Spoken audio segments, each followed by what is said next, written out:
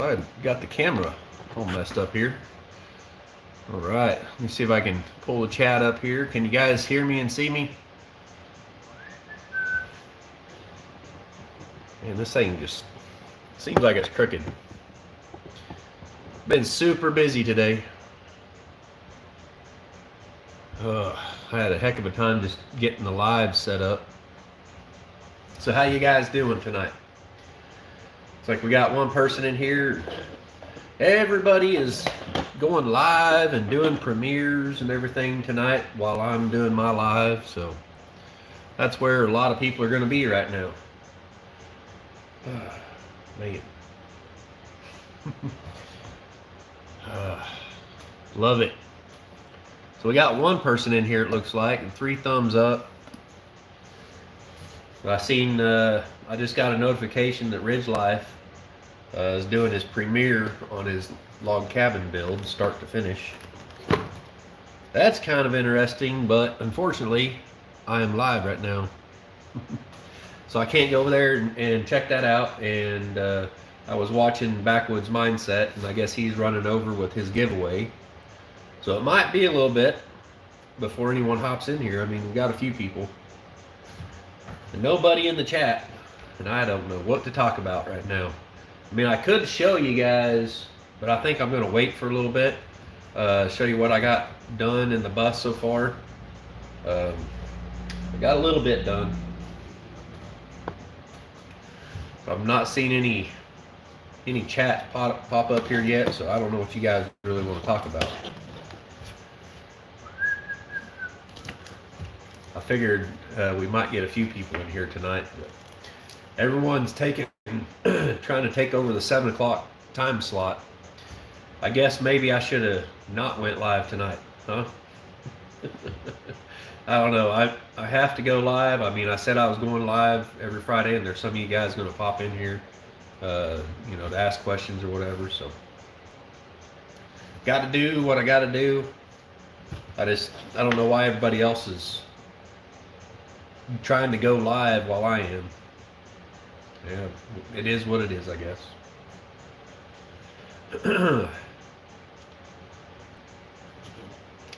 So today, I got a little bit of sawmilling done. I made some 2x4s out of some pine that I had. They were like 2x6s I had. I cut them down into 2x4s, and I've actually got those stacked up here in the bus. And I did something else. I've got a tank in here. I'll just go ahead and tell you guys. I'll probably show you here in a little bit, but I don't want to have to like show you guys over and over and over again. So I don't know if I'll be able to get the freshwater tank that I wanted, but I've got a tank in here right now. It's pretty big. It holds 210 gallons. So, and I still don't see anybody in the chat. Don't be scared, you guys. I know it ain't on my end because it shows you guys are in there, but nobody's commenting. But anyways, got a little bit done today. A lot of planing, just running boards through the planer all day long. I've got some panels glued up and everything. Pokemoke Forest, good evening. How you doing? You're the first one to comment today. That's awesome. 2 hands working. So hello, Dave. What's up? I don't really know who you are, but howdy howdy. Got 6 people in here now. Richard Hughes. Richard Hughes, what's up, man? Good to see we got some people in here commenting now, rather than just lurking. I mean, I get it. I was sitting there watching Backwoods Mindset. And, I didn't comment because I was getting ready to, go live. So it seems like whenever I comment and somebody's live, it kind of takes away from the live, because then everyone just starts, saying hi to me and everything. Not that I'm like, super popular or anything like that, but I guess a lot of people know me now. So I go into someone's live and it almost feels like I'm trying to take away from their live or something like that, or trying to get some sort of recognition. So I guess anymore I just kind of lurk, I guess, and I don't say anything, because every time everybody starts saying hi to me, and I feel bad if I don't say hi back to everybody. I never thought I'd be at that point. I'm just an old fart from Georgia. 2 hands working set. Cool. Well, that's where Des the Hobo Travel Nurse is from, is Georgia. I just watched her video a little bit ago. I guess they went back down to Georgia and they done a whole bunch of work to the bus. So you guys may want to go check out that video when we're done with the live here. Des is super awesome. That lady, oh, I tell you what, she is awesome. She'll put a smile on your face, like, just, I don't know what it is. It's just her energy and her personality and everything. Just very uplifting. And if you're not smiling, she's going to make you smile. She's going to do something that's going to make you just bust out laughing.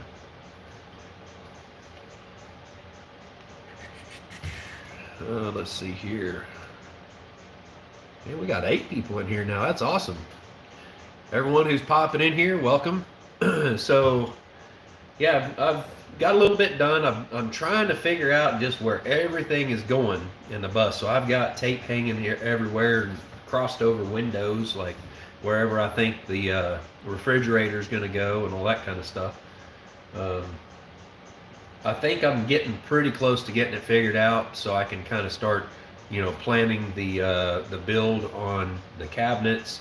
And this is where I'm really stuck right now. I don't know if I want to build a set of bunk beds and a couch that pulls out to a bed, or if I just want to make 2 couches that pull out into a bed.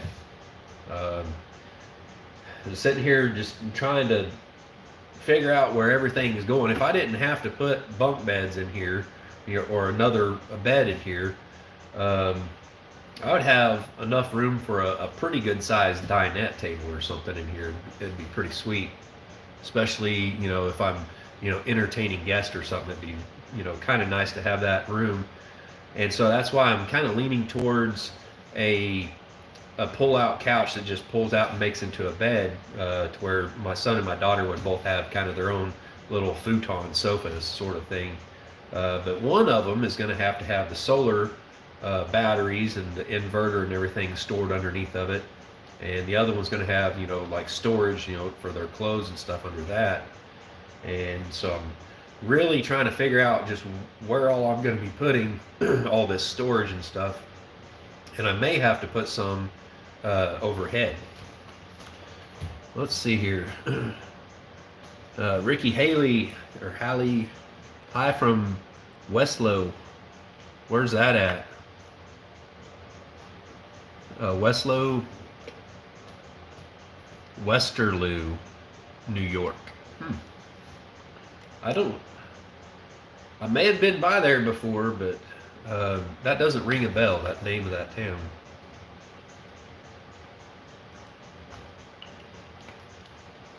Got a good friend up there in northern New York, the Tradesman Channel. If you ever watched the Tradesman Channel, that's a pretty cool dude over there. I can't talk today for some reason. And today, shooting video, I almost said forget it and just work and forget the camera. And then when I was doing pretty good and almost had the whole the ending segment said and everything, then my camera shut off. So I had to go get another battery, put it in the camera, start all over again. That was no fun. So that'll be one of the next upcoming videos coming out. Well, the chat moved, but I don't see any new comments here. West of Albany, New York. Okay. Well, I know I've been to Albany for sure.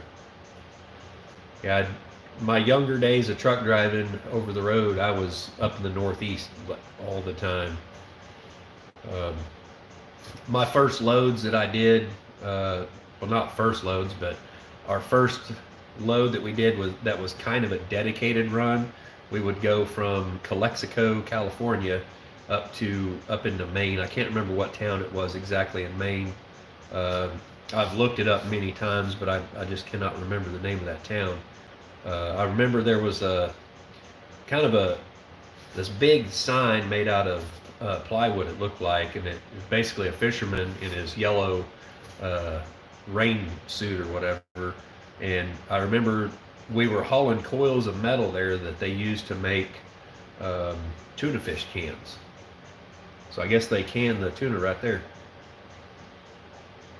Man, oh man, so glad it's Friday. Howdy y'all. That science fan. Yeah, I'm super glad it's Friday. Honestly, it doesn't matter to me. Like, every day is a Monday or every day is a Friday. But, you know, the only thing that I have to pay attention to is the days that I go live. Did I ever go to Massachusetts? Yep, sure did. The only state of the lower 48 that I have not, well, I may have been there, but I cannot recall having gone through there, is Vermont. That's the only state that I know of that I cannot definitively say that I've been there. But I have definitely been to all the other states and all over Canada too. Well, a lot of Canada anyway.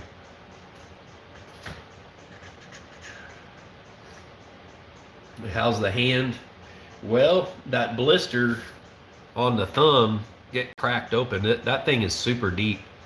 It's not like bleeding or nothing like that. It don't hurt, but it feels funny because that loose dead skin right there is gonna, you know, it's eventually gonna come off. And there's the other two fingers that they didn't really like blister up too bad or nothing. I mean, those are really, really deep. I don't know if you guys can really see that, but you can see the whelps in it. Crazy. It just feels weird. It feels kind of like dry, hard skin or something. It's kind of weird. But it'll get better. Can't believe I did that. So, oh yeah, dead callus take a while to fall off. Yeah, I mean, I've got some calluses on my hands, and that's really kind of what it feels like, is a big old thick callus or something on there. It's got to come off. What's up, Jake? I stayed in your live the other night for a little bit. I couldn't stay in there too long. I had a video I had to edit. I did the same thing, brother, with a muffler. Man, and right here's the muffler to that thing. I still haven't put it on there yet. I don't know if I'm even going to be honest with you. It was a train wreck for sure. Yeah, you're like, so what should we talk about? And I think I commented something about the current thing we're going through right now. I don't like to talk about the stuff too much. I mean, we'll talk about it a little bit, but you know, it's just kind of weird that two old people on a couch can do their videos, and they can predict the shutdown and everything, when it's going to start taking place. And sure enough, next thing we know, our kids are out of school for this week, maybe even next week, because of, you know, sickness. And I can't really say that it should be closed. I mean, I have not seen much of anything around here, you know, like saying that, you know, people are sick or anything. I don't know, but I can't say that I see everything around here. And I can't say that it's not real, because I know it is real, because I had it. And it was pretty stinking bad. Let's see. Ooh, two hands working said, I closed my hand up on an old hot solder iron once, grabbed wrong. Ow, man. Oh. Yeah, I've been burnt by a soldering iron a few times, but not like that. When I was a kid, I used to help my stepdad. You know, he had an electronics repair shop, you know, back when we had VCRs and VHS tape. And I ended up with a lot of VHS camcorders back in the day, because it was actually, you know, almost cheaper to go buy a brand new camcorder back in the day than what it was to pay someone $150 or something to repair it. And a lot of times what would happen is their kid had gotten a hold of it and put a Pop-Tart in their camcorder, and all I had to do is go in there and clean it out. But it still cost them like $60 or something, and they're like, oh heck, I'll just buy a new updated one. I mean, ever since back then, people have been buying cameras just left and right, and they always got to get a newer, more updated one. Let's see. Nunya said, yep, I'm just glad you have a plan, and screw the bank. This is the future, brother. You're building a future for your family. I mean, I'm not trying to say screw the bank. I don't want them to take the house. I'm hoping that I can get this bus to a point where it's livable and I can sell the house. And the thing that scares me is I don't want to wait too long, because they're saying that the housing market is pretty hot right now for selling, and I can sell it for, a bit more than what I paid for it. All right. And it's not paid for yet, by the way. But the thing is, if I wait too long, it may not sell. And if I put it up there too early, it'd be great if it sold right away. But at the same time, I'm kind of going to be in a catch-22 with the bus not being in a livable state. I mean, it doesn't have to be finished out, but it really needs to be at least livable. And that's why I was super excited when I got the heater in here, because I don't necessarily have to build it out really any more than what it already is. I would like to get insulation on the ceiling and all this sort of stuff, but that stuff will come later. And right now we got heat in here. I don't know if you guys can hear it ticking back there, but it's running. So we at least have some heat in here, and we could actually just put cots in here if we had to. I guess we got 14 people in here. Let me catch up on the chat here pretty quick. I'm hoping we get a few more people in here so I don't have to walk back there a bunch of times showing what I got going on. And I really need your guys' opinion on like what I got going on back here, because I got mixed feelings about it. There are lots getting the flu. Yeah, I mean, that's kind of what I think it is. It's just to me, it seems like another variant of the flu, and it's bad. I thought it was going to be the end of me, and had I been maybe 20, 30 years older, and maybe with other health problems or something, it probably would have done me in. It was pretty bad.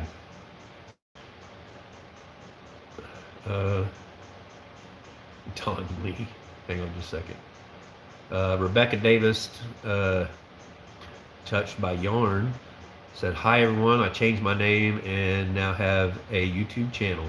Sweet. Rebecca Davis, touched by yarn. So you do some crocheting, I guess? I've been known to do a little bit of crocheting in my day. It's not my favorite thing to do, but I am proud to say that I know how to do it. Don Lee said, were you called one hand working after you did that with the soldering iron? I bet that hurt. Oh man. I watched a guy try to pick up a red hot cast iron pan from the fire pit. Ooh. Oh yeah, that'll get you good. Hey, there's Grumpy Grandpa. Said, hey Dave and everyone. Yeah, we were just talking about you, Grumpy Grandpa. Two people on a couch. How you guys are able to predict this shutdown and all this stuff that was getting ready to happen. I'm like, man, and look, now my kids are out of school. I mean, it's just like clockwork. I mean, when it works like that, a lot of it has to do with politics. And that's the problem I see, is they're using health things against us politically. And that just drives me nuts. I mean, you can't say that the sea is not real, because it is. I know that it is because I've had it. And it sucked really bad. But is it worse than the normal flu that we get every year? That's my question. Is it worse? The stuff they're putting out there from the CDC says that it's not. So, I don't know. And then the old jibby jab, they say that it don't work. And then they try to tell you it does. And it's like, okay, does it work or does it not work? Why would I want to inject something into me if it's not going to work?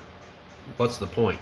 I mean, other people, you know, if it will help them, I would say yes, you know, get it. But if they can't prove that it's going to do anything for you, I mean, if the likelihood of it doing more harm than good, I mean, outweighs the good, it doesn't make sense. And I know that's how the pharmaceutical companies look at it is, well, we got to weigh the good and the bad with it. Crockers are live right now too. Oh shoot, dang it! I'm missing the Crockers. Nunya, Texas on the back 20. Grandpa saying hi to you. Are you putting wood on the walls? Maybe. I've got some pine that I milled up a while back. It's some blue pine. It's got a little bit of bluing in it. And I milled it up for a job. I was going to redo a guy's house with some tongue and groove red cedar, and we were going to do a pine trim on it, and we're going to do a vaulted ceiling. I got all kinds of stuff ready to go for that job, and he backed out on it. Grandpa said, hi, I'm at Nunya, science fan.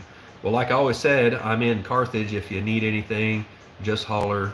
Wife's calling, dinner is ready. Gonna bounce before she bounces something off my head. All right, have a good one. I don't know exactly who you are, science fan.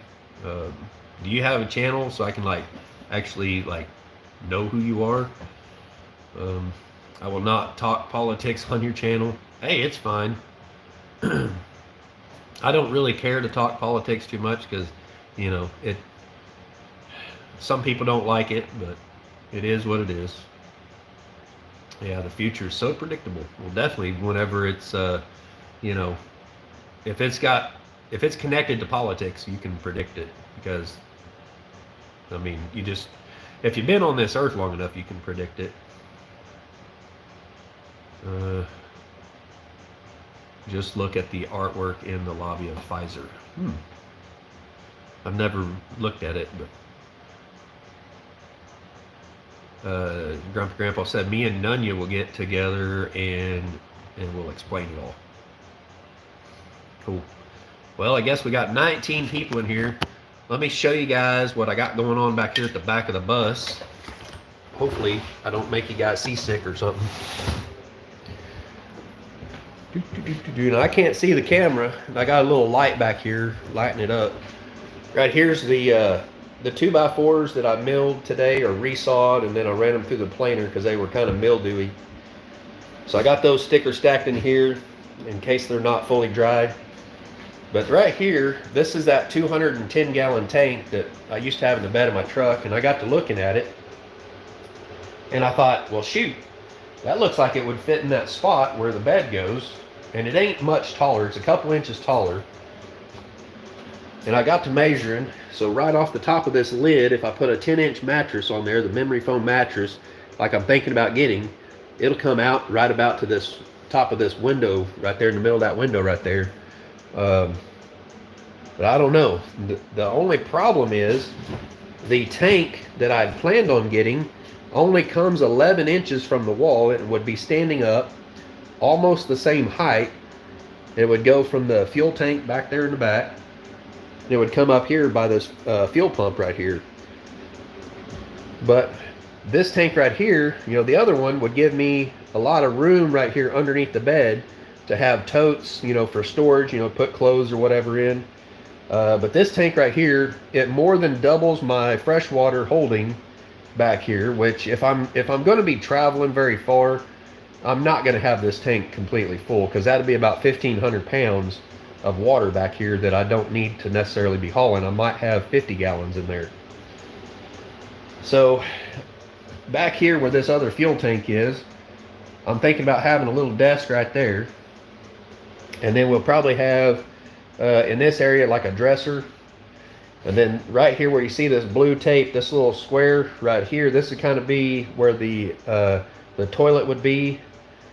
And then right here we were thinking about doing bunk beds right here, but I'm kind of leaning towards a pull out where it's kind of like a sofa, and you can pull it out into a bed if you wanted it to be a little bit wider. And then in this area right here where you got this window and this about 3/4 of a window right here, we might be able to put a small dinette right here, and then these 3 windows we could do another couch that pulls out into a bed. And right here you can see on the floor we got a little square right there. That right there would be cabinets with like just a door on it or something, with some shelves in there, with countertop space. Right here where it's X'd out, that right there is actually where I measured it out, 30 inches wide for a full-size stove like the one we have in our house. We could actually take that propane stove and oven out of the house and put it in here. This area right here would be drawers for like silverware or stuff like that, and countertop space. Then here's the sink right here. All right, and then I want to have a hose on the sink to where it can actually go out this window right here, and you could actually have an outdoor shower right there if you wanted. This right here, I'm planning on this being the area. It would be countertop space, but eventually we might actually block out this window right here and put a one of those little bitty mini cubic wood stoves right here above the counter. So we'd have a little bit of counter space and a small, you know, little wood burning stove right there, and then a little divider wall and a refrigerator. This right here would be clothes storage, and then a little nook right here for a small washing machine. I actually have one that used to be in my semi truck. I got it from Walmart.com. It was, let's see, I think it was like $89 when I got it. Let me get the camera set down here.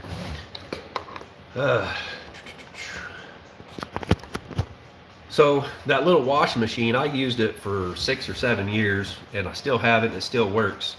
You can wash probably 2 pairs of jeans at a time, but you can only kind of spin out 1 pair of jeans at a time.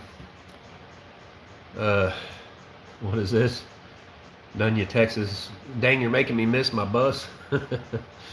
But yeah, I mean, that works, but I think for the most part we might probably go to like a laundromat or something like that for doing laundry. Let's see here.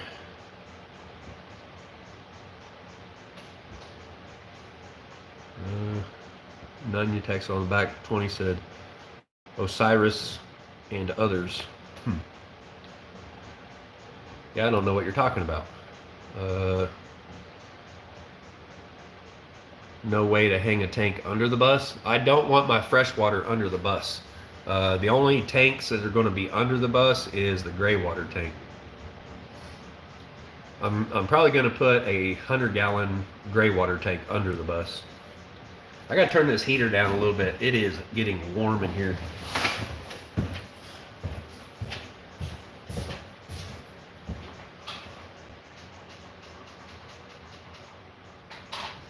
Whew.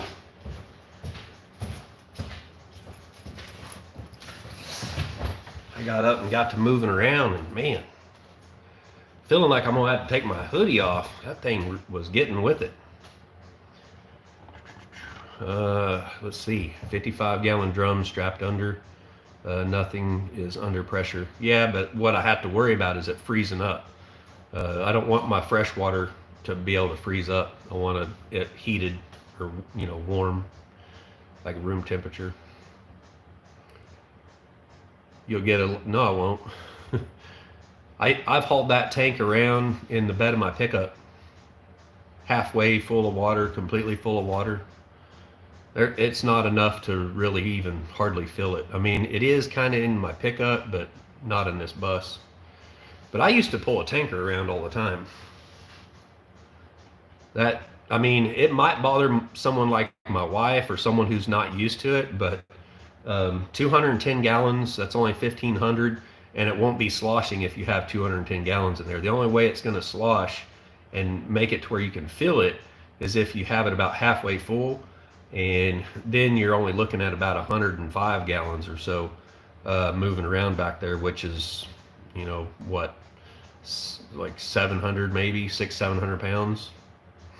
I mean, That's no different than a bunch of teenage kids wrestling around in the back of the bus while you're driving. Um, Laundromat, you got a sink and clothesline. Well, I got a tub. That's the problem. Like, if you had to wash bedding, like a comforter or something, you can't do it in that little wash machine.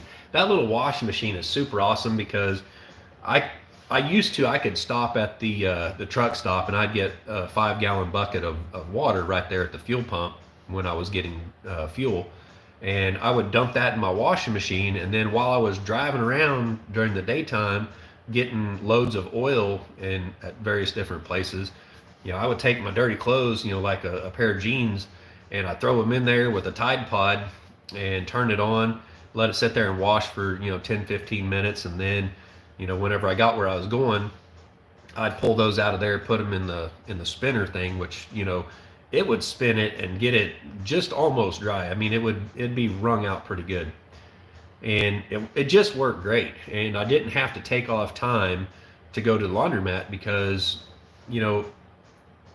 pretty much in the oil field, if you're going to take off and go to the laundromat, it's going to take you a whole day, right? And that you have to keep that truck going, because if you don't keep it going, you're losing about $1,000 a day in revenue, and you have to make that in order to pay your bills. So it's pretty tough back then.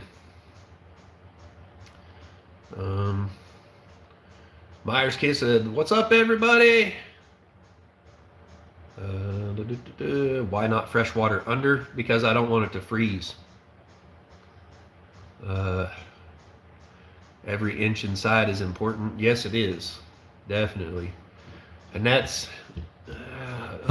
with this tank. I'm like, man, I'm losing a bunch of storage. There's probably 3 good-sized totes that you could fit underneath that bed worth of storage. I'm like, dang.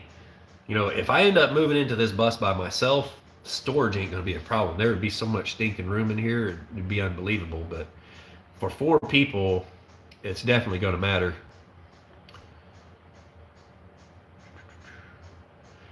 See, I forget those things. I live in Texas. Yeah, I watch some other Bus Life channels and stuff, and I can't remember the name of this one channel, but they're going through, I think, New Mexico. They're somewhere out by White Sands, or they were, and basically their water lines froze on them just here a couple weeks ago.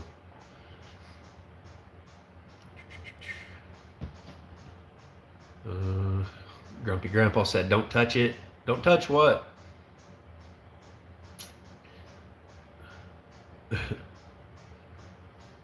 Oh, back couldn't eat much. Crohn's is great. Dadgummit. I kind of wonder if that's what's wrong with me, because so if I eat certain things, it just messes me up. But I guess I had a nice little surprise last night. I have not, I get heartburn all the time, but it's not like you normally feel heartburn, where you feel that kind of burning sensation in your throat. I mean, I had that for years, right? And then just all of a sudden it quit. And then, every time I got heartburn, it was a totally different feeling. Well, last night I actually got the old heartburn back. And I was like, man, that's a good sign, right? Like things are kind of getting back to normal now, going back the other way. It's kind of how I felt about it. That clothes washing is a pain in the butt off grid. Yeah, it can be. You can wear underwear like 7 times. I'm not even going to discuss how many times I wear my underwear, but my jeans, I'll wear them 3 or 4 days in a row without changing them until they get dirty. So I know a lot of people are like, dude, that's disgusting, but I'm a dude, all right? It is what it is. Don't touch the heater when you turn it down. Well, there's nothing inside on the heater that would burn me. The air coming out of it is pretty warm, and you can't hold your hand in front of it for very long. But that muffler on it, oh my gosh, it is hot.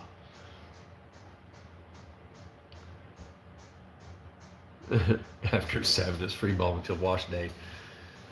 Yeah, I believe wash day would be like, right then and there.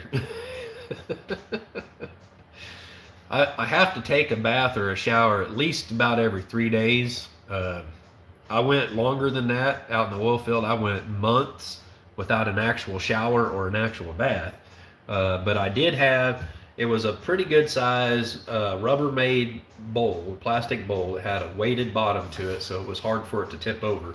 It always, like, tried to right itself.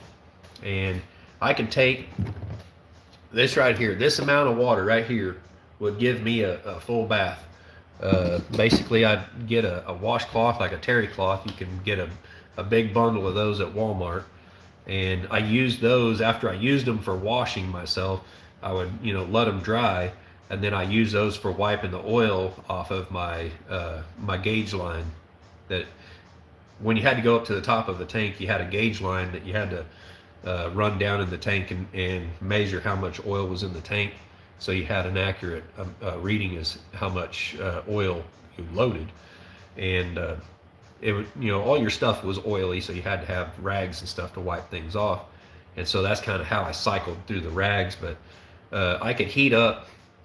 I'd take a bottle of water like this. I had a microwave in the truck and a 3,000 watt power inverter.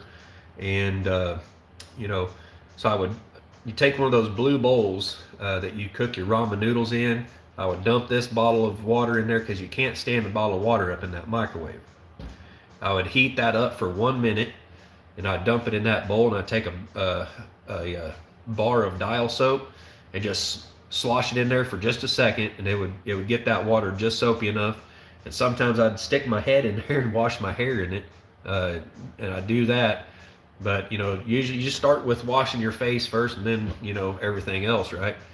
And I thought about doing videos on that, not like actually showing doing that, but discussing and everything when I was in the truck. But at the time, it's like you kind of got embarrassed about it, but it's just a fact of life. I mean, that's what truck drivers in the oil field have to do. Because a lot of times, like when I was in West Texas out there around Pecos, I could be out there on a ranch that's pretty far out, away from any truck stop for a week at a time. And you get pretty grubby, and you're working with oil and everything. You get oil on your clothes, and it can get pretty nasty pretty quick, and you got to take care of yourself. And then the other problem was, like, you go to the truck stop and you would sit there all day long before you could use one of the wash machines because there's just so many people. Don Lee said, Jake, don't sit next to me after you hit day 4. Yeah, when I can start, like, I think if I can smell myself, you better believe it, I'm taking a freaking bath or a shower. My biggest problem here is my wife likes to take a bath about 3 or 4 hours long every freaking morning, and I come in there and I'm like, would you hurry it up? There's other people around here that's got to get ready and get up and get things done, and you're sitting here in the bathtub all day long. I do have a shower downstairs, but that's where our backup water supply is. If the power was to go out or something, we got the big 5-gallon jugs of water in there full. And I'm like, I'm not going downstairs with the spiders to take a shower. Let's see. Grumpy Grandpa said, no, I was just joking.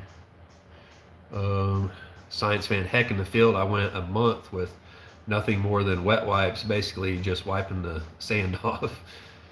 Man, I hated wet wipes. Like, some of those could like cause me to break out and stuff. I hated them. I tell you what, when you got to a truck stop where you had real high pressure, steaming hot water, you'd take a 2 or 3 hour long shower. I know there's a lot of people out there that don't understand it because they've never been there and done that, but I guarantee you Jason Crocker knows what I'm talking about. He'd be off grid, out there, and then, Nunya, Texas on the back 20 being off grid. He probably knows. When you're in the cat box, you do what you got to do.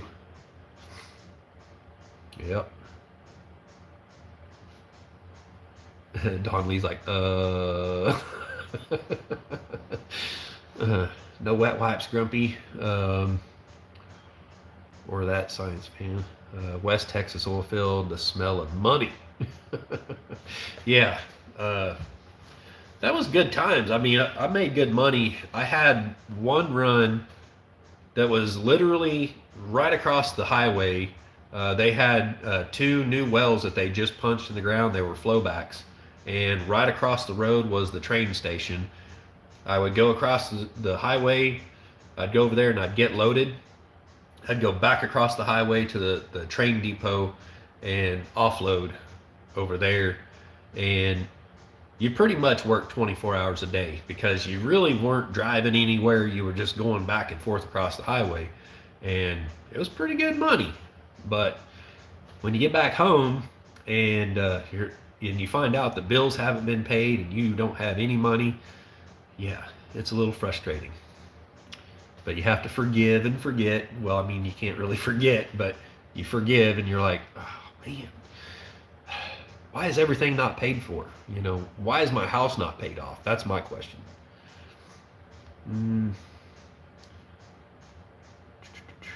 No one is burning the barrels anymore due to illness.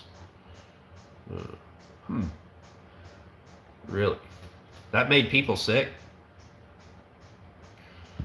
Grumpy said, I was Air Force, so we always had showers. Yeah, he showed pictures and stuff of him over there. And like they're playing, I think you guys were playing volleyball and you had like a swimming pool there. Like, that's where I should have went. But I think my IQ would have probably had to been a little bit higher, I think, to get into the Air Force. My wife tried to get in, but I guess they said that she couldn't fly because of wearing glasses. So,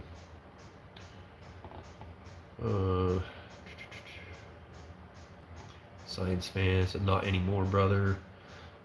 Freaking wet wipes and a fan. Ugh. Yeah, miserable.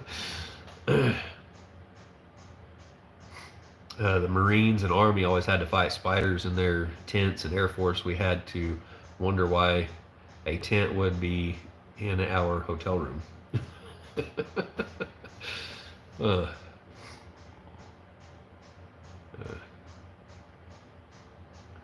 That wood right now is FUBAR. Not sure what to do. Air Force delivery boys for the Marines. Oh yeah, brother, burning the poo barrels. So many people I know got lung cancer due to the diesel. Wow. Huh. My buddy is always giving my Air Force buddy hell. All handmade. What's up, Connie? She said, how's it going? It's going. I've got 15 people in here while the Crockers are live. I'm missing out on the Crockers. Been on here 43 minutes and 12 seconds now. Science fan said, amen. I appreciate everybody for being in here. We started off with one or two and like nobody was saying anything. Like they're like, I don't know if I want to say something. There's still people in here not saying anything. There's 16 people and there's only like, what, 5 or 6 people talking. It's all good. I don't know why this thing does not scroll for me. I see like Jared go live and you don't see him always having to scroll the chat. I mean, I don't know if he is and I'm just not noticing it, but mine does not scroll on its own. Every now and then it'll just like and jump. Why are they scared to talk? Cats got their tongue. I don't know.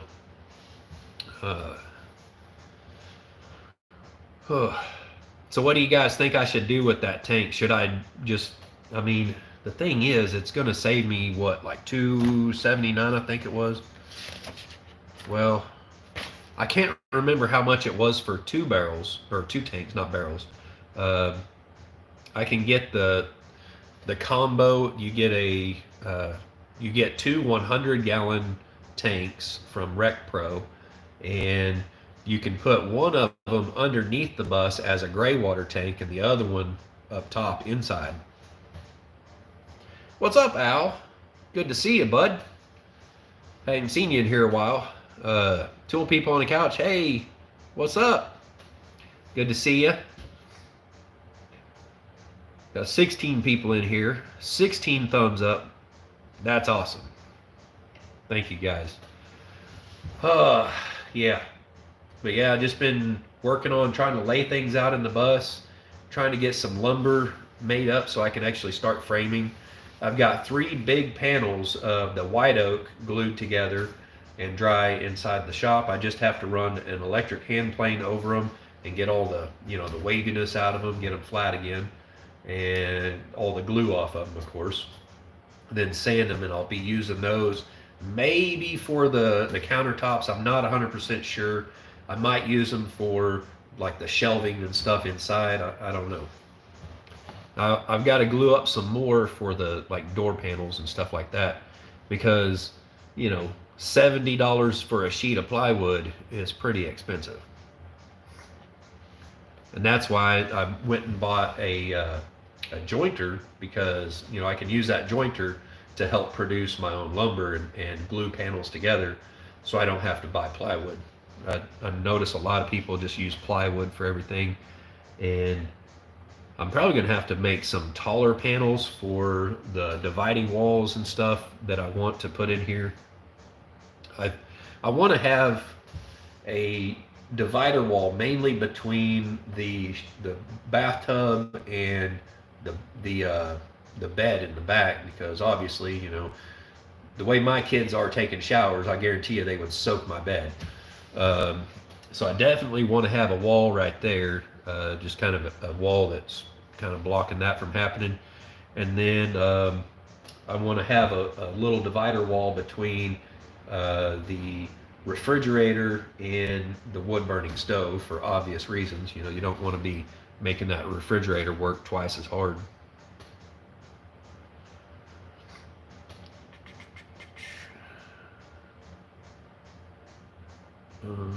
Nunya, Texas said, I think you need to cut a bunch of my cedar and make something. Bring the cedar up here. I don't know where exactly you are down in Texas, but yeah, hauling cedar that far is a long, long ways. There's cedar around here. I've got a logger that stopped by here that I talked to a week or 2 ago, I think it was. And he might bring me some cedar. I mean, he's having trouble selling it to the big mill for some reason. I don't know why. I know the big mill has been paying around $1 a board foot, but he offered to sell it to me for considerably cheaper. And I don't know why. That just tells me that he's having trouble selling it to them or something. My problem is if I buy cedar from him, I have a hard time selling the stuff in this area. But if I was able to, get an entire truckload milled up, then I could, look into, selling to, a big buyer or something like that, 1 truckload at a time. But if I don't have a full semi-truckload full, I can't move it. And to deal with the person, how do you say that? Like the individual that would come in and buy, just a few board feet each time, it just doesn't make sense. You can't hardly run a business off of that, because you just spend so much of your time, dealing with each customer, and in order to make money with a mill, that mill has to be running every day, at least 8 hours a day. And that's the problem I'm running into right now of making this business run. M&C said, been splitting wood past few days, cutting trees, making an area for another cabin. Are you getting another shed to house?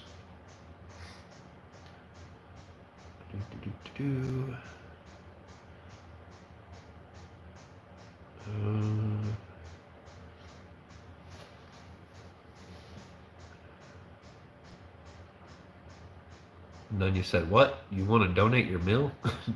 No.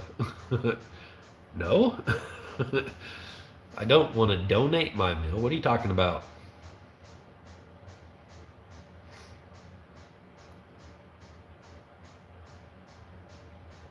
I mean, donate it as in like it stays here and you bring logs here, we can mill it.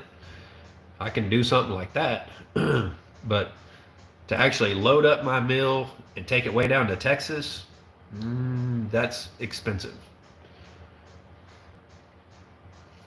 I mean, it's something I would be considering doing, but I have to make money to pay my expenses, is the thing.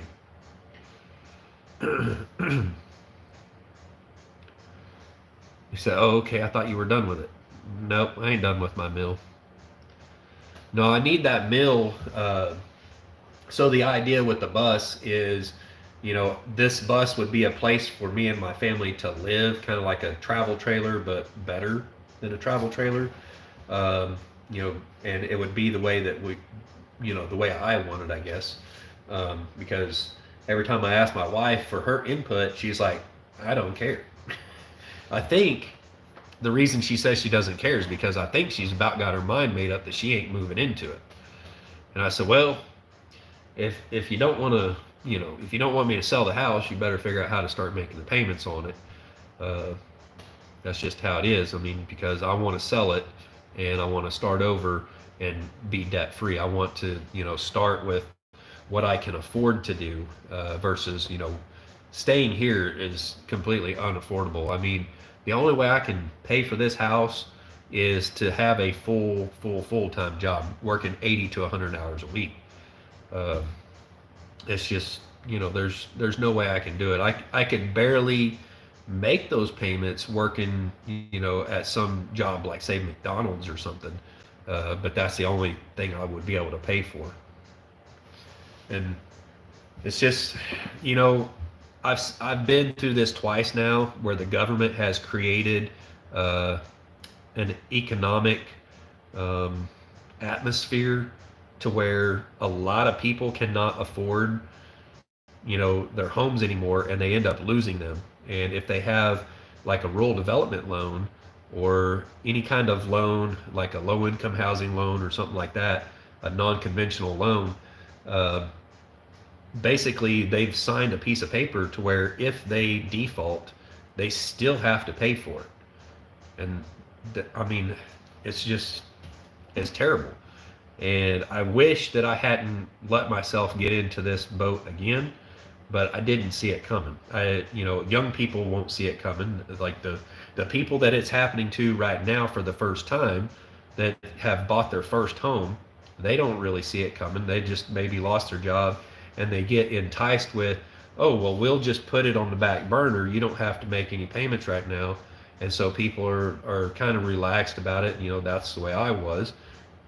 Two old people on a couch is like sitting there telling everybody, hey, you know, people are about to lose their homes. They predicted it a long time ago, and I'm sitting there thinking, yeah, I'm in that same boat. I'm listening to them and thinking, okay, how do I fix this? How do I remedy it? Um, but I thought, well, maybe YouTube will take off for me, and I'll start making good money to where this is going to pay like a legitimate job. This is a legitimate job. It is work your butt off every day and try to produce a video that's worth watching, and try to hold on to those subscribers type thing. And always trying to put out good content for people is really hard to do. It's hard work. I mean, all you guys that do it, that it's hard work, but a lot of us do it not just for the money. We do it just because we love doing this. And I wish that it would pay more than what I've put into it. I've put so much money into YouTube, doing these videos and all this stuff, that it's thousands and thousands of dollars that I've put into this, and several years of my life also, and a lot of learning, trying to learn how to edit video and everything. I don't know if you guys seen my basically 2021 in review video that I put out this morning. I was actually up till 4 o'clock this morning editing that video, and it was actually not supposed to go live until 7 o'clock tonight. I was going to actually do a premiere, and apparently I shouldn't have been up till 4 a.m. because I done something wrong, and I let it go live. They want our property next. Yep, that's what's going to happen.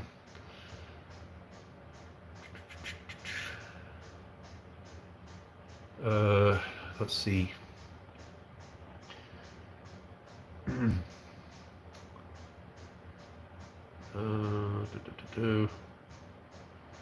Let's see. It's their plan. Banks own everything. Yep. Buy, sell, repo. Buy, sell, repo. Vicious cycle. Sure is.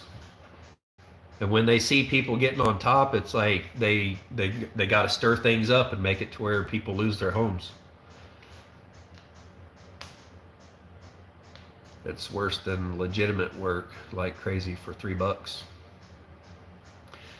Yeah, I mean,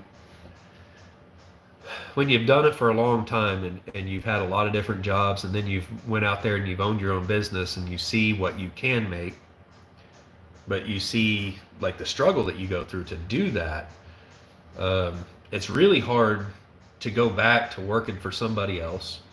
I mean, that's kind of where I'm at, but at the same time, you understand that, well, like, let's say if I was to go drive for another trucking company and drive their truck, my problem is when I go to work for somebody else and I'm driving their truck, I'm treating it as if I am an owner operator. So if something goes wrong with it, and it's something I can fix, I worry about it. I fix it, right? But in reality, I shouldn't even have to do that, because I should just be able to say, well, here you go, your truck is messed up, fix this. And that's not the way I am. So that's one thing that kind of holds me back. And then you got all the laws and everything on trucking, and it just, there's just so much BS in it that I don't want to do it anymore. Then there's my health stuff that kind of sort of prevents me from going back to doing truck driving right now. And the other thing is, we've lost so many jobs here in this area that it's really hard to get a job now. I've never had a problem getting a job. I mean, pretty much if I had my mind set to get a job back, before the CV stuff happened, I could go anywhere and get a job. It could be a welding shop or whatever. I just walk in there with my resume and say, here you go. This is how many years of truck driving and welding and blah, blah, blah, all this experience I have. And they look at it and they're like, okay, when can you start? They don't even want to give me a weld test, because the places I've worked and welded at, they know that I know how to weld. So they don't even give me a weld test anymore. But those places don't exist anymore. They've shut down. Let's see. Nunya says, I've been self-employed for 30 years. I can't work for anyone. I mean, you always will. You'll, even being self-employed, you still work for somebody. Whoever's paying you, you're working for them. If you can look at it like that. But your employer's always changing. I think my biggest problem throughout life is, like, once I had learned a job and I got good at it, I had to move on to something else. I had to quit that job and go learn something else. Because I guess the main thing I struggled with throughout life was, back in high school or even grade school, when they'd ask you, what do you want to be when you grow up? And I never could really answer that question. I would just sit there and go, I don't know. M&C said 30 years here. Road life is hard. Yeah. Especially when you got a family at home and you're missing out on all that. And by the time I realized what I was missing out on and came off the road, my oldest son was already almost 18 and getting ready to move out, which he's living at grandma's now because it's closer to his work. The M&C, you worked for yourself for 30 years? I thought you was driving a truck for somebody else. Wonder if Adam's in here. I ain't seen him today. Ugh. Are you guys ready for the snow? That's right. I said snow. We're supposed to be getting snow tonight, they say. I don't know. Two old people on a couch. Are we getting snow in southwest Missouri? Because what I seen, it said that northeast Oklahoma and northeast Oklahoma and northwest Arkansas was getting snow, and I'm like, What about Southwest Missouri? We're right there in that little corner. Don't say those four-letter words. No snow. I hope we get snow. I just hope it's not a lot, and I hope it's the last time we get snow for the winter. I hope that once it snows today, that it warms up back up to like 65 degrees tomorrow, and then the next day is 70, and the next day is 75, and then it stays 75 for the next 3 months. Noah was owner operator for a few years. Cool. Yeah, I kind of miss being an owner operator. And a buddy of mine out in the oil field, he just sent me a picture the other day, and I think he bought a new truck. He didn't say nothing about it, but I don't know if he was just sending me the picture, like, kind of like, what do you think of this truck? Should I buy it, kind of thing, or whatever. The problem is he's buying newer trucks, which you kind of have to do. Otherwise, companies don't want to lease you on unless your truck is at least, within, not more than 10 years old or something. But the problem is the newer trucks are junk. Oh, you were a steel hauler? 12 people on the couch said yes. we're getting snow here. Oh man. See, I said snow, and we went from like 12 people watching down to 8.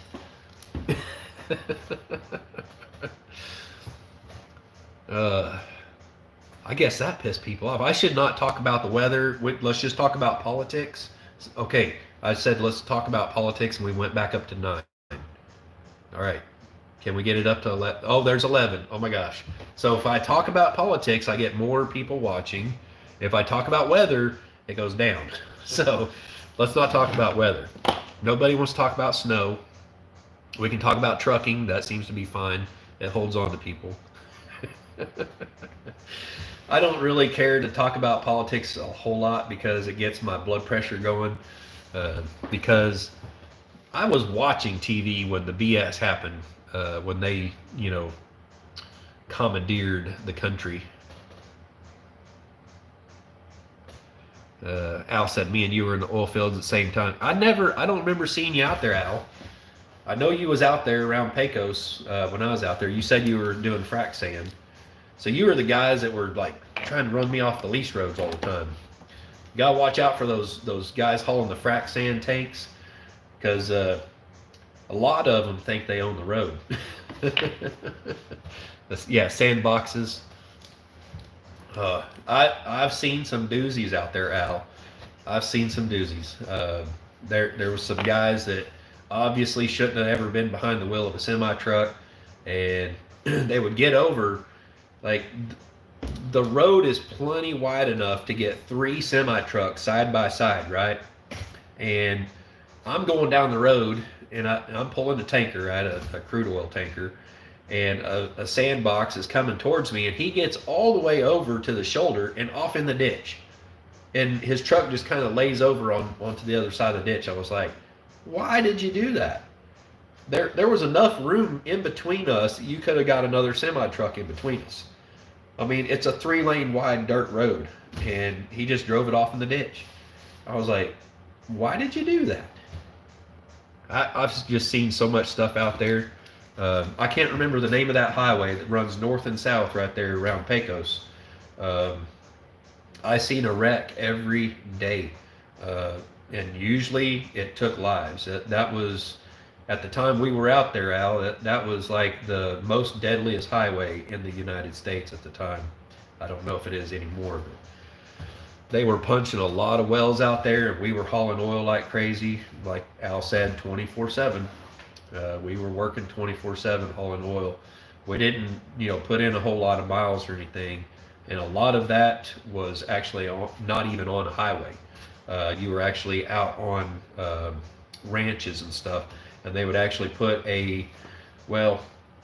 like the tank that's over there on the Crocker's new property, and they would have a pump house there, and you would have all that stuff, and you would actually you would never leave that ranch. You would fill up on fuel and everything, and you would go out there. Once you got out there, you were out there for about a week at a time, and until you needed fuel, you didn't leave. You just worked, you would work 20 hours a day every single day, and you would sleep for about 2 hours of that and get up and kind of, fix breakfast and get around, get ready, and then you were hitting it again, just hauling as many loads as you could.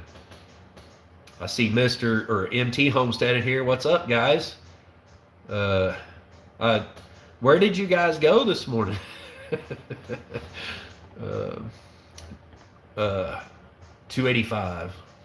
Yeah. Yeah, I think 285 was the other road, wasn't it? The one that ran north and south over there by the state line. Well, I don't guess you would probably know where all the lacks were, but there was a lack called State Line Lack.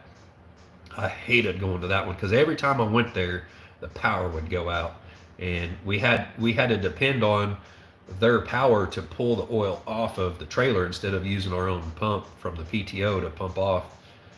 You talk about a pain. The power would go out, and we had one guy, and his name was Al, but not this Al that's in here, right? This Al was actually from the Houston area, a good friend of mine. He had a Peterbilt look. It was pretty much just like mine, a short hood, but it was blue and white. Now, I've got pictures on my Facebook and stuff. You guys go check out those or whatever. But that guy would get in the craziest predicaments, and he just wasn't all there. And, he was at the State Line Lack for 48 hours. And one of the dispatchers, the problem there is nobody had cell phone service at that lack, okay? In order to call out, you had to go to the pump house and go talk to the guy that ran the place and use a landline phone and, call your dispatch or whatever. Well, dispatch just happened to get a hold of him and said, take it to this other place. And he said, well, I've already started offloading. I've already offloaded like 10 barrels. And she's like, well, you still need to, fill out your ticket and then, for that 10 barrels or whatever, and then go to this other lack and finish offloading. And he said, no, I can't because it'll mess up my paperwork. And, tried to argue with the dispatcher, and she's just like, okay, F you, do whatever you're going to do. It's your money. And so he sat there for 48 hours and tried to charge demurrage on that. I know if my buddy's watching right now, he's like, shut up, quit talking about Al like that. But no, not the Al that's in here. But anyways, he sat there, it may have been more than 48 hours, but he was there a long time. I was like, dude, seriously? Like, didn't you have to use the bathroom at some point? Like, I would have left within an hour of being there. Like, who the heck is going to sit there for 48 hours? He's like, well, I was getting paid, X amount of dollars per hour to sit there. And I'm like, you're not going to get paid on that. I guarantee it. He turned it in to get paid for it, and they didn't pay him. They refused to pay him, basically told him he was stupid and all this and that. And, well, anyways, it was always something like that with him, right? And then one day, he was going to a well site, and I said, be careful going out there because they just put in a new pipeline underneath that road. And it's a really flat area, and it's kind of sandy, and we just got a bunch of rain. I said, just be careful when you go over that pipeline. It can be soft. And he walked over it, I guess is what he said. He ended up driving over it, and as soon as his steer tires got over top of where that new pipe was, it just sank. He was empty, and it sank all the way to the bumper. Luckily, I was actually headed back up towards that 285, and I got cell phone signal again, and he was blowing my phone up. And so I answered my phone. He's like, where are you at? Where are you at? You got to get over here. Are you loaded? And I'm like, calm the F down, dude. What's going on? He goes, I'm on top of a pipeline. He's like, they could break at any time. And he's like, they just opened it up. You can hear it whirling. And I'm like, okay, I'm headed that way. I hit about 85 mile an hour going down this dirt road, fully loaded, which is kind of crazy, but I'm out in the middle of nowhere, not going to hurt nobody. And I get over there where he's at, and there's guys out there, the excavating crew that put this pipeline in. And I went over to him. I said, you guys got any tow straps that I can pull a truck out with? And they're like, yeah, there's one over there on the excavator. Just put it back when you're done.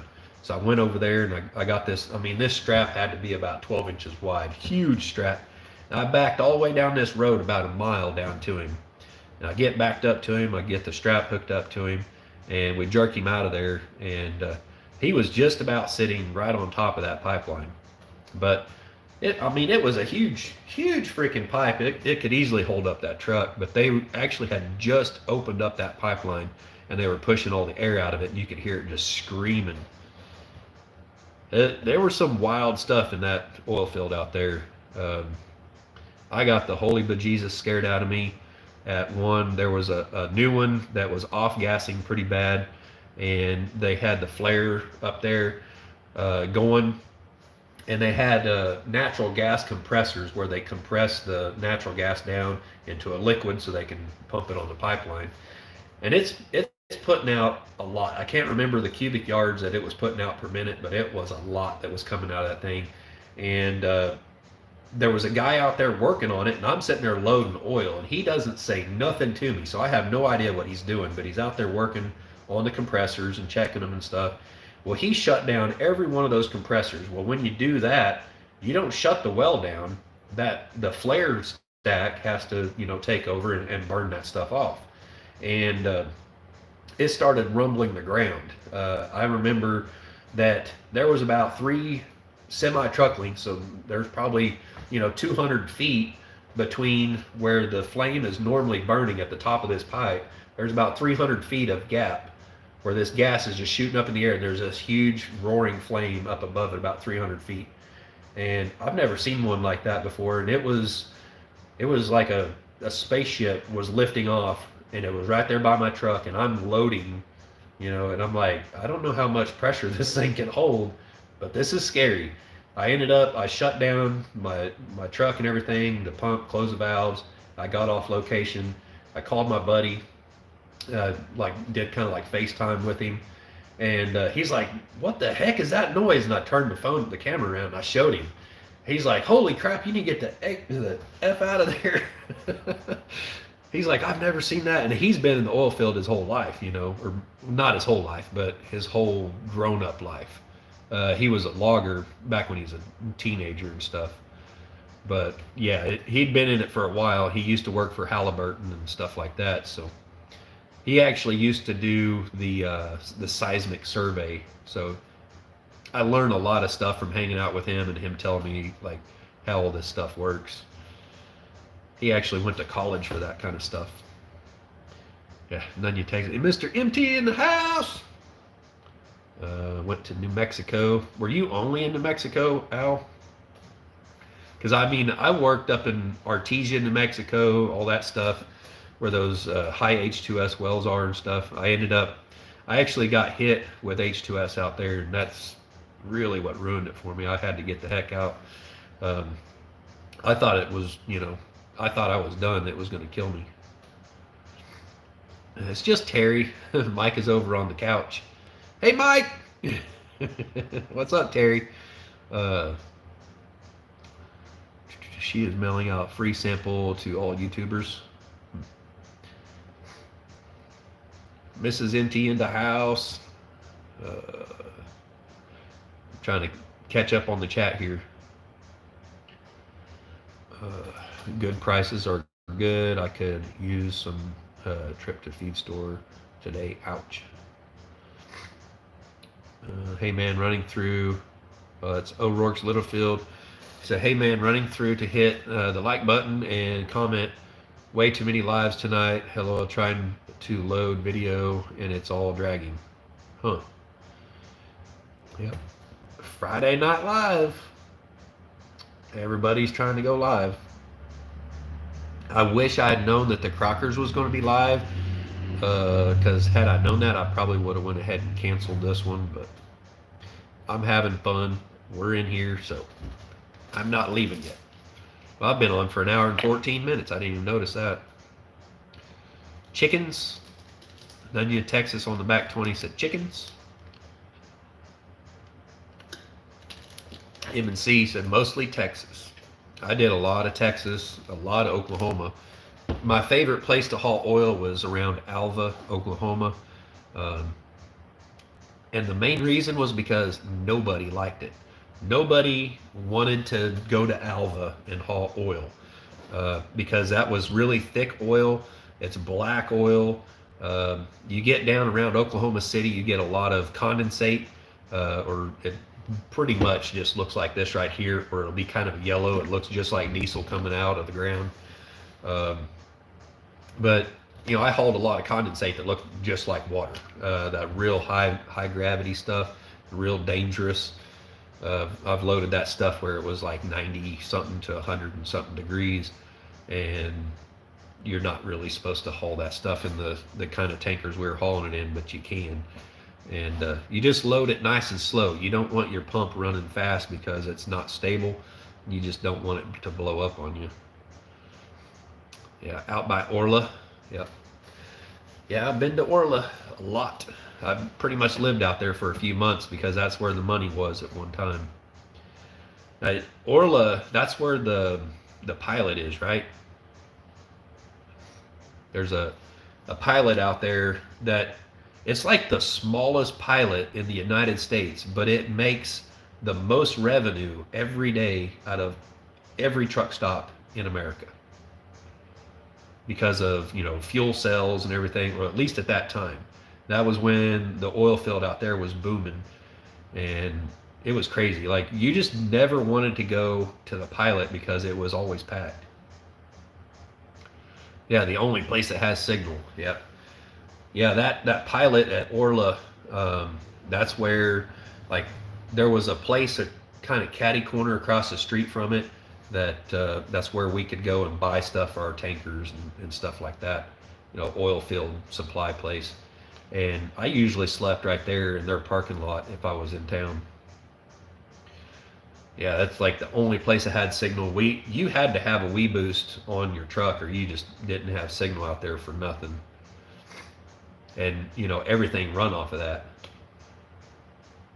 There was a really bad accident on the highway here today. The cab of the semi was completely melted down. Yeah, I know. I heard you guys say that.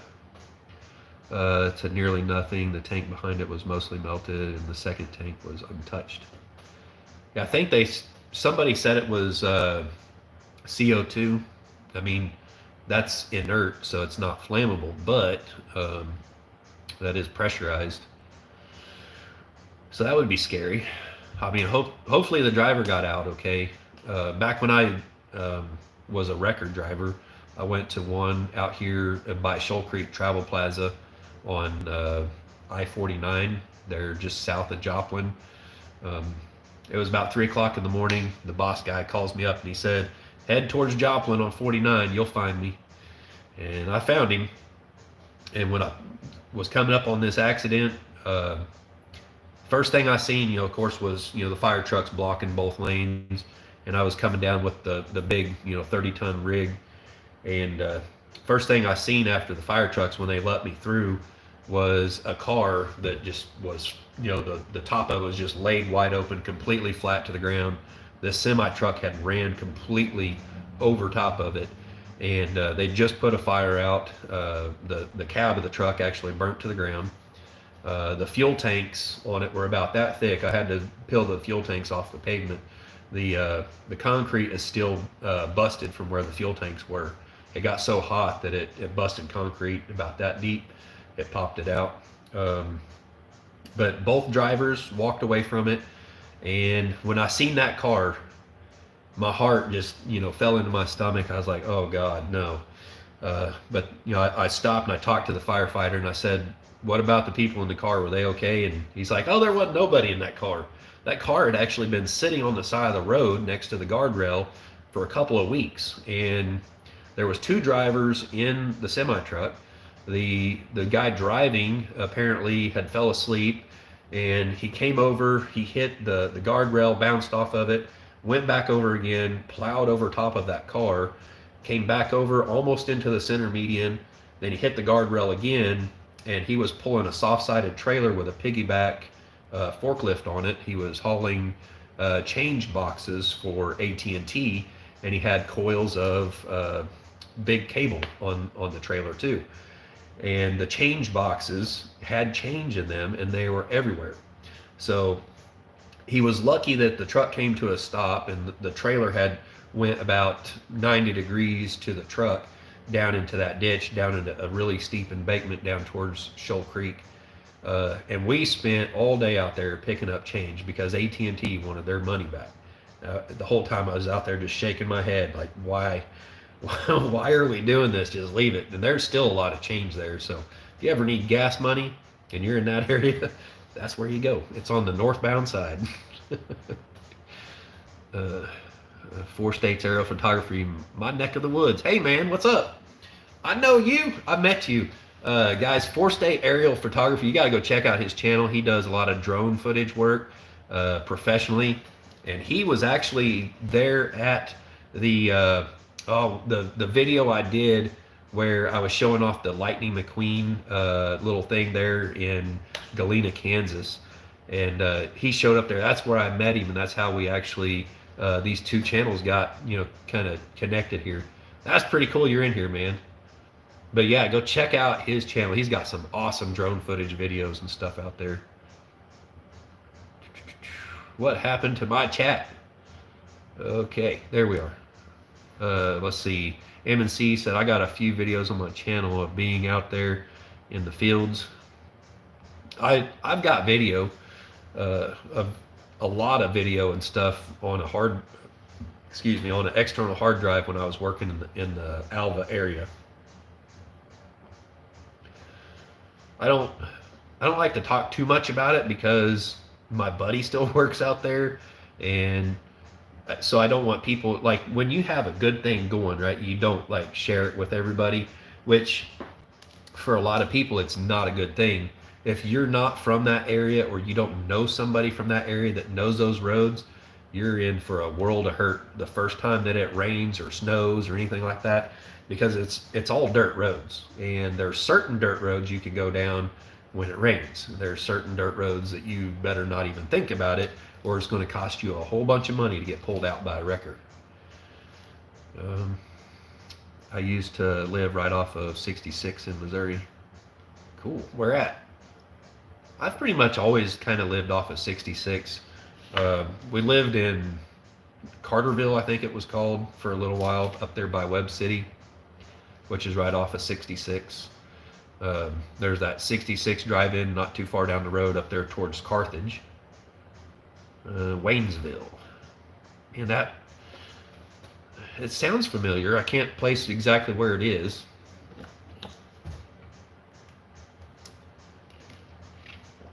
I'm guessing it's over towards Springfield or the other side of Springfield. That's kind of what I'm thinking.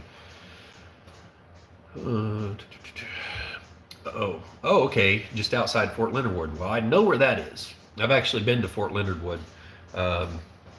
If you guys seen Chris Edwards that was in here on my last live, that's actually my cousin-in-law, and him and Levi both went to Fort Leonard Wood.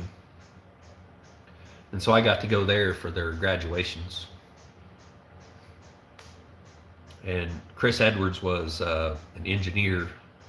He got to blow things up. His job sounded like fun.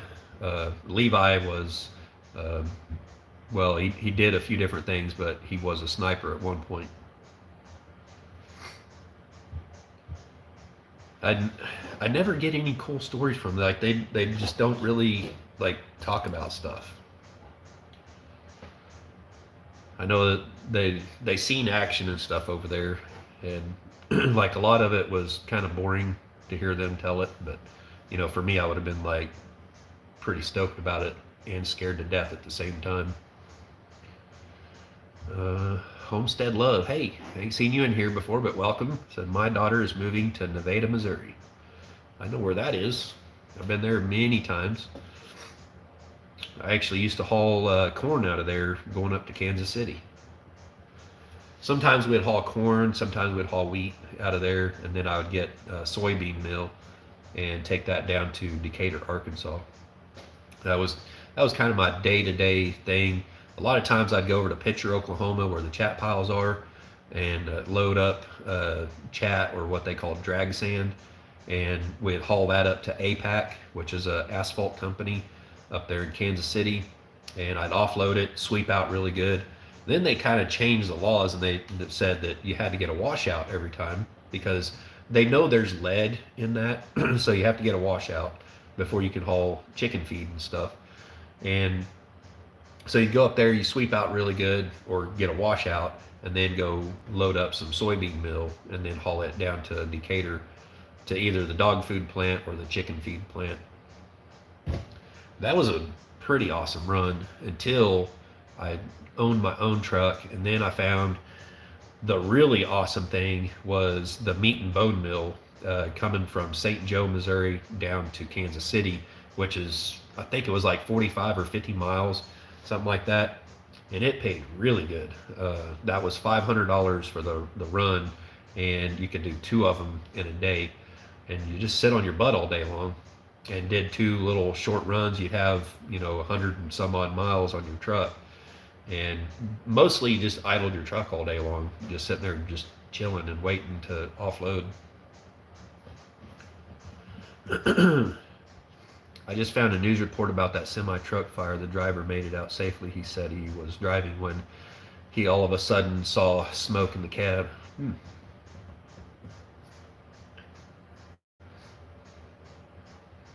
Could have been a runaway motor or something.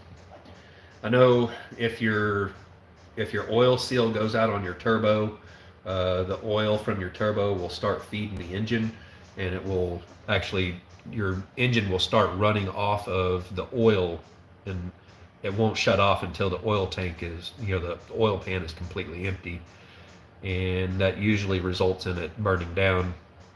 But they've been putting the DEF or diesel exhaust fluid system on these trucks, and if that starts plugging up, it gets super, super hot, and it can actually, burn the truck down. That's what burns a lot of them down in truck stops. Like when they came out with the diesel exhaust fluid systems and everything, that's when we started seeing a lot of trucks burning up in truck stops. Unfortunately, sometimes there's a driver in that truck that is a really deep sleeper, and they just never wake up.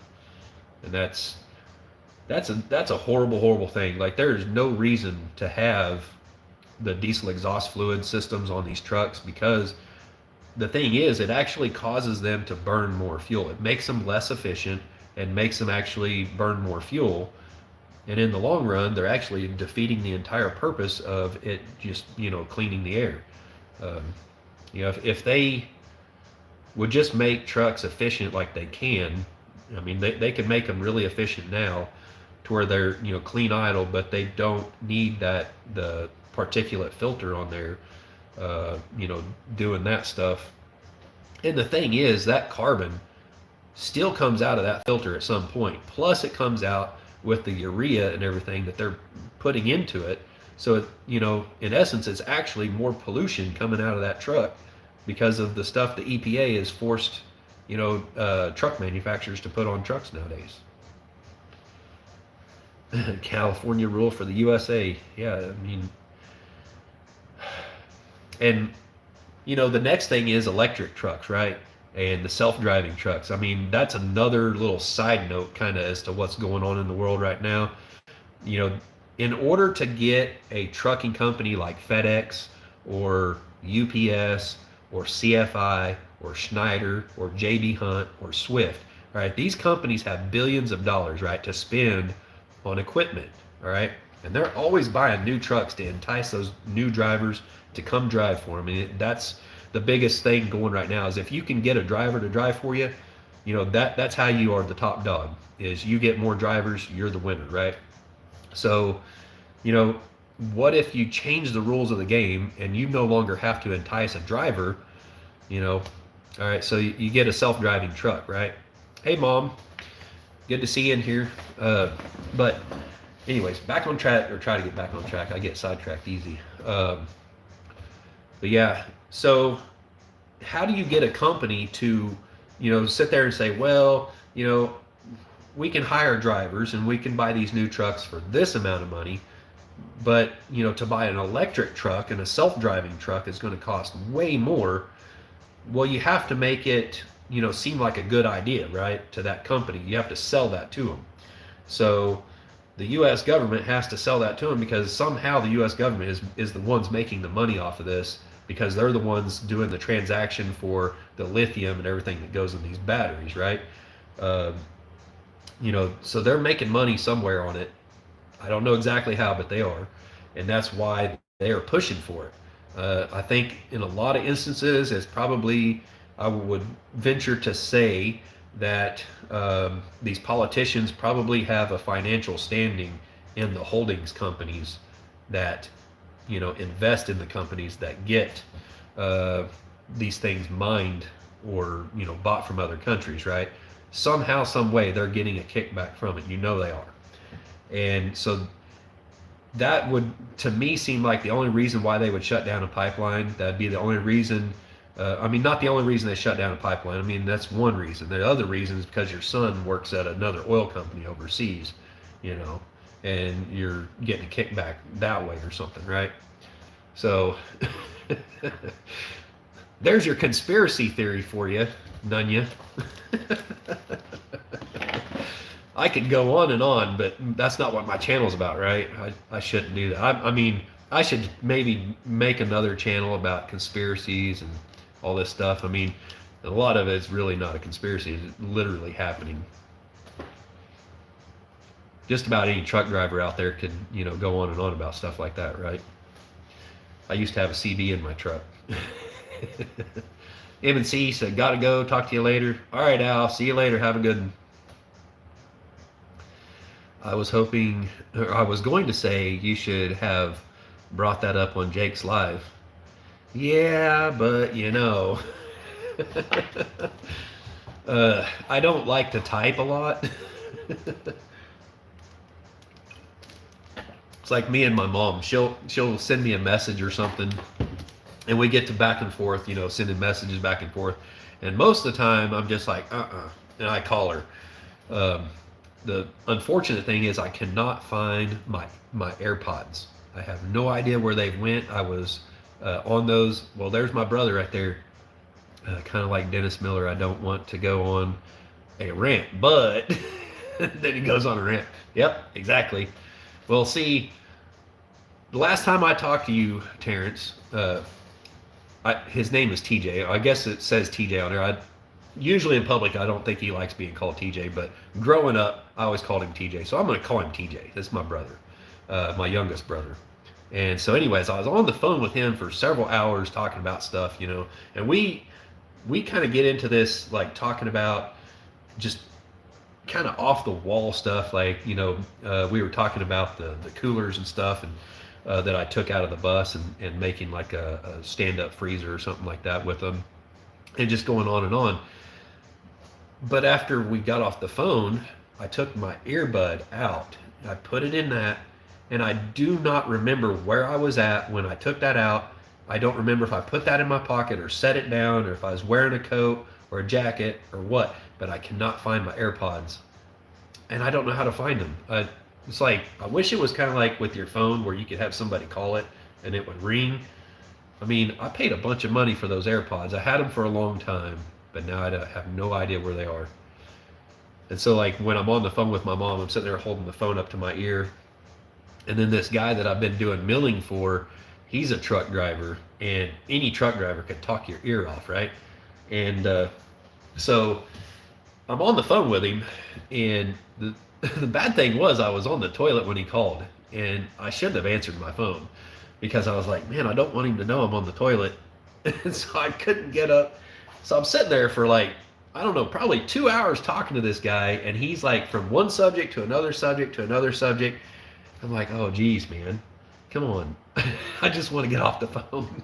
By the time we got off the phone, I completely forgot that I was supposed to call my logger guy and find out about getting some logs from him. So I got to try to remember that tomorrow and call him. And he says, laughing. Yeah. It's like, man, people call at the darndest time, and I have a bad habit of just answering my phone instead of just, I'm not the kind of person that usually says, I'll call him back later. Because usually I won't. If I don't answer it right then, I ain't going to call you back probably. My mom's like, that's what I said. I don't know which one you're talking about, Mom, but about the rant or about like people going on and on or answering the phone on the toilet. I don't know which one you're referring to. But yeah, I need to hop off here. Hope you have a great weekend. Yeah, I'm gonna have a great weekend. I hope you guys have a great weekend. Check this out, Mom. I got that. Remember that big, huge tank that was in the bed of my truck? 210-gallon tank back there. It'll fit underneath the bed, I think. Then you can see the 2x4s that I milled and resawed today and ran them through the planer and everything. That's what I'm going to be using to frame up the pull-out. It'll be a couch / pull-out bed. Oh, at TJ. Yeah. Have a good one, MT or Terry. I wish I knew where you guys were going today. I was guessing you were going to go look at a tractor, but everybody else was guessing that too. I think before I hopped in there, I think you said no, that you weren't. But the earbuds have been working with your Sawzall hiding in plain sight. Probably. That's the bad thing. Like, that Sawzall was right there that whole time, and I looked for it for at least an hour. And the Sawzall box, I probably looked for it for about 10 or 15 minutes. And I was like, well, shoot, there it is right there. And that was actually Roy's old Sawzall. So that thing's been around since about 2000, I think. I think he bought that back in 2000, around in there, about the time we built that shop behind Old Man's house. And then after he passed, I've had it ever since. It's a great Sawzall, but changing blades in that thing is just kind of tedious. You got to sit there and use the little Allen wrench to loosen it and take it out. Yeah, I wish I could find the earbuds. That's another reason. Like tonight, I wanted to do a premiere and then try to figure out how to go live right after the premiere, because that video wasn't, but I think 6 or 10 minutes long or something like that. It wasn't very long, and I struggled with that. I was up till 4 o'clock in the morning editing that video.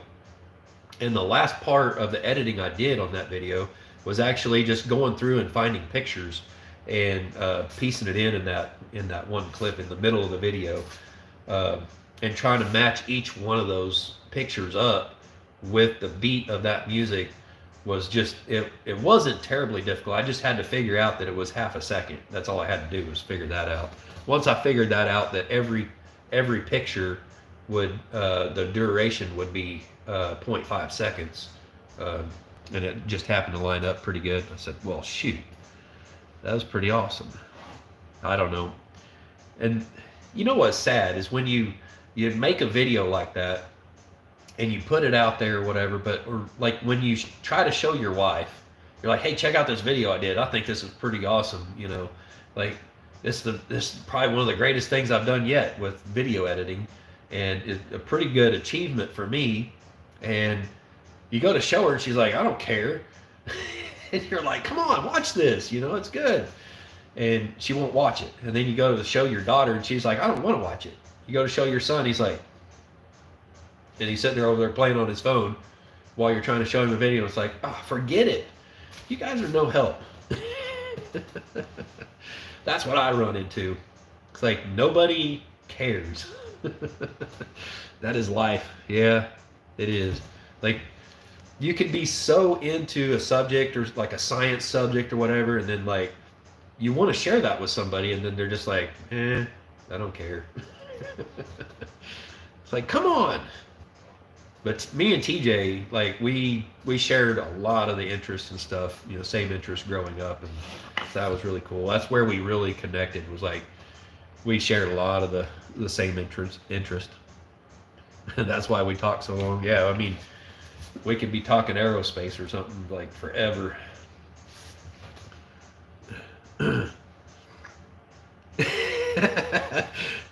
Four States aerial photography. You just described every time I try to show the family my newest video.